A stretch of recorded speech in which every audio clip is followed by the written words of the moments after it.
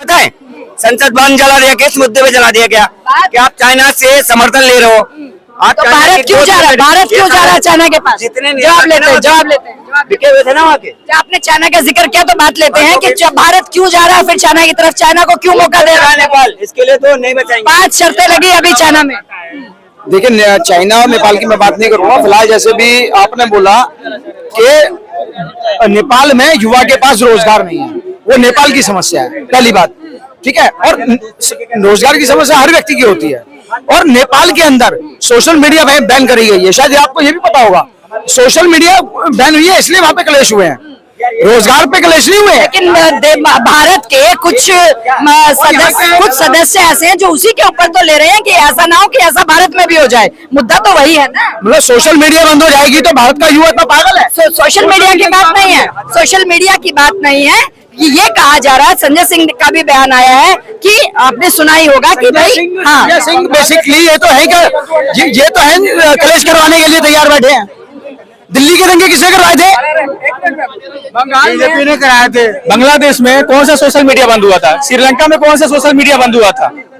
वहाँ पे क्या रीजन था? इन्फ्लेशन, महंगाई, करप्शन, जिसके कारण जाके वहाँ पे सत्ता पलट हुआ था।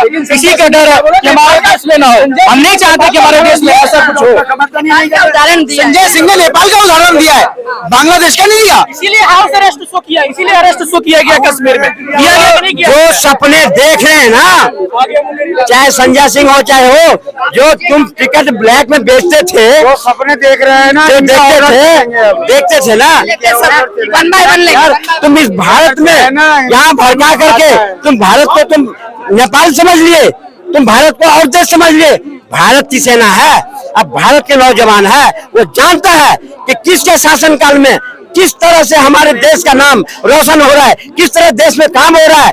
तो अब तुम्हें मौका नहीं मिल रहा है तो तुम इस तरह की भाषा बोलोगे।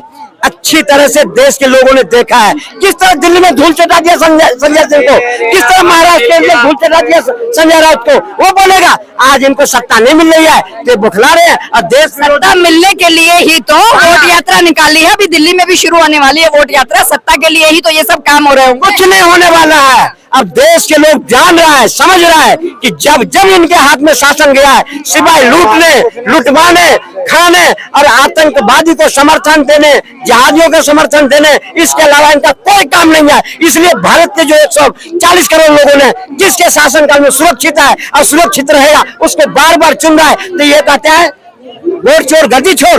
अरे खानदानी चोर, तुमने खानदान चोर, टोटी चोर, चारा चोर, तुम देश को लूट के खा गए। तुम्हारे वोट चोर पे भाषण दे रहे।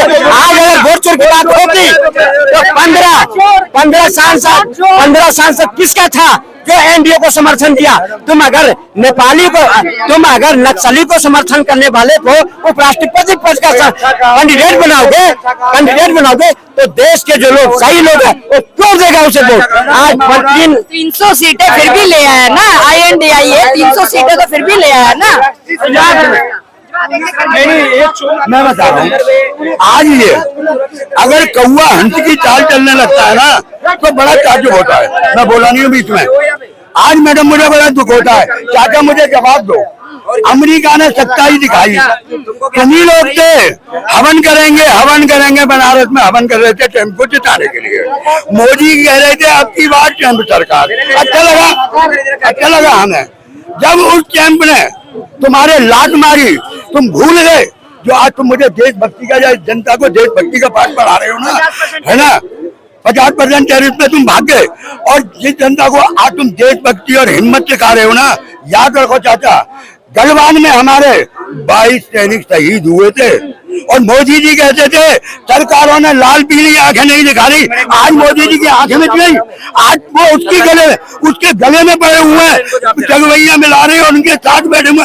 शर्म की बात है मैडम। और आज वही पाकिस्तान ऑपरेशन सिंदूर हुआ, मैं तो कह रहा हूँ मारो, हमने कभी उसका विरोध नहीं किया। हमने कही वैसे नेशनल चैनलों ने ना बर्बाद कर दिया। 1 मिनट मैडम मैं खत्म कर रहा हूँ। नेशनल चैनलों ने पाकिस्तान बर्बाद कर दिया था, हमें बड़ी खुशी हुई। 1 मिनट चाहता है ना, बस खत्म कर रहा हूँ मैं। आज वही 14 तारीख को पाकिस्तान का और हिंदुस्तान का एशिया कप का मैच है। अबे कारे क्या नाम है, बहिष्कार हम ही करेंगे कि तुम्हारे लड़के बहन जो मैच कराने, शर्म की बात है। और तुम लोग भी है ना, तुम लोग भी जमान पे तुम लोग भी है ना 14 तारीख को